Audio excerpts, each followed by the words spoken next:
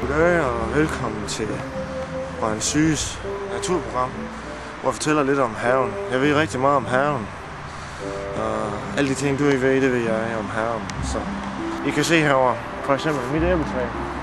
De har vokset frit og fremligt. Jeg har selvfølgelig høstet alle de andre, men jeg har gemt det til jer, så I kan se, hvordan jeg høster. Det er sådan nogle specielle æbler, fordi at man kan ikke bare sådan lige tage det af.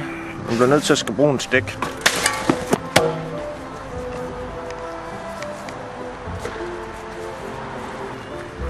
Det er den måde, man bliver nødt til at gøre på, fordi hvis man ikke gør det sådan, så kan det falde af, og så kan det gå i stykker. Men sådan her, så holdes det intakt.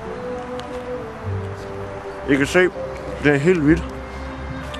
Og ved at det er hvidt, det gør, at det er sundt og næringsfrit. Vi skal videre. Prøv at komme og se her.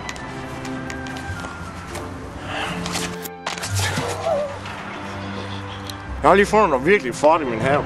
I skal lige se. Det her, det er sådan noget. Det er sådan noget ægge noget. Det er sådan noget til sådan nogle fugle, der flyver. Den er klækket. Og det betyder, at moren nu har spist dem. Og det sker tit i den her have her, hvor at, der så kommer sådan nogle. Så har der været en hund her. Og det er sådan, at jeg kan se, hvis jeg gør sådan her.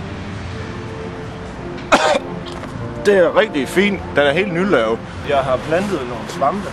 Man kan godt spise dem. Man skal bare lige tilberede dem. Og det der er med de her svampe, det er, at man skal tilberede dem herudfra.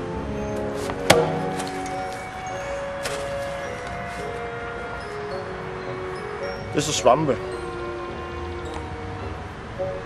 Det ligner burgerboller. Det er sådan set Rønne Syges naturprogram for denne gang.